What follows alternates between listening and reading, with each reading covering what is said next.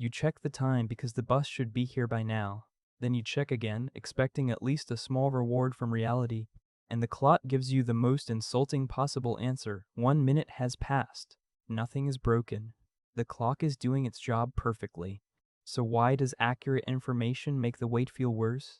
A watched minute is still 60 seconds.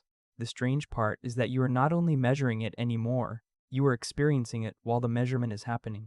If 5 minutes disappear during a conversation, your brain can judge that time afterward. But in a wait, the judgment is live. The brain knows time matters, so part of attention gets assigned to timing. And once attention is aimed at time itself, the empty seconds have more room to stretch. Empty waiting is different from waiting inside a stream of events. In a conversation, a game, or even a small task, attention has other things to chew on.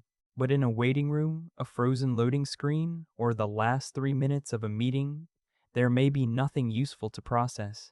So the brain starts processing the wait. That is the old annoying core of boredom. An empty stretch makes you notice time passing. And once time becomes the main event, every second gets a little louder. Attention works like a limited budget. If some of it goes to reading a menu, solving a small problem, talking, choosing, or watching something change, less of it is left for timing. That is why occupied waiting can feel shorter than empty waiting. The clock has not become faster. The brain is just spending fewer of its resources measuring the wait. The check starts as a tiny control move. Maybe the bus is late, the reply has not arrived, or the meeting is still going. You look at the clock for proof that the gap is closing. But the proof is weak, 1 minute, maybe two, and the thing you wanted is still not here. So the next check is not neutral anymore. It measures the gap between what you expected and what reality has actually delivered. That is why clock watching can feel so sharp. You are not just waiting. You are repeatedly confirming that almost nothing has changed. A service wait changes the moment it gives your brain proof that something has begun. Before you can see that the process has started, the wait is mostly empty space with a clock attached. A menu, ticket number, now preparing sign, or elevator mirror does two jobs. It occupies attention and makes the wait feel underway. That difference matters, because people often tolerate in-process waiting better than waiting before the process begins. You can see the same pattern in empty waiting rooms. In one study, people were left alone for 7.5 minutes. When boredom rose, time felt slower, and thoughts about time became more frequent. A newer virtual waiting room study found the same pattern. More boredom was linked to slower felt time. So empty waiting is not neutral. It quietly gives the brain one main assignment: notice the wait. A known wait can be annoying and still feel easier to hold. The doctor will be delayed 30 minutes is not fun information. But at least the brain can stop checking every shadow for an answer. Soon is different. Soon keeps the endpoint floating, so attention keeps scanning for a clue that the wait is almost over. And if the wait matters, that scanning can turn into stress. Then slow feeling time and stress can feed each other. The wait feels heavier, so you monitor it more, so it feels heavier again. Expectation turns the present into a countdown with no trusted number on it. So the obvious fix seems simple: give people more time information. Digital weights look like the perfect fix. A spinner, a progress bar, and a lapse time counter, a remaining time estimate.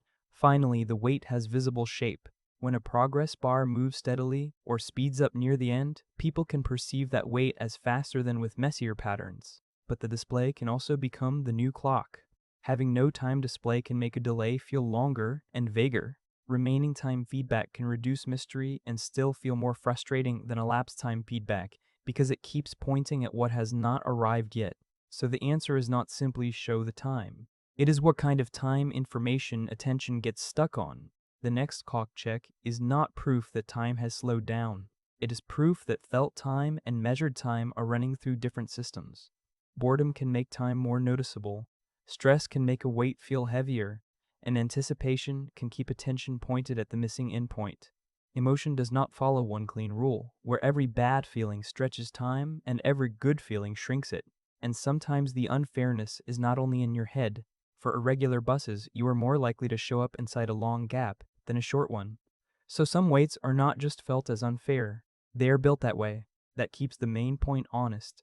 The clock shows the delay, but attention, expectation, and the structure of the wait shape how painful it becomes. So you check the clock again, and maybe the answer is still rude. Barely anything has changed. But now the clock is not the villain. It is just giving attention a clean, bright target for noticing non-change. Sometimes checking gives useful information. Sometimes it turns the wait into a loop. Check. See no change. Feel the seconds get louder. Time passes on the clock, but waiting is built inside attention.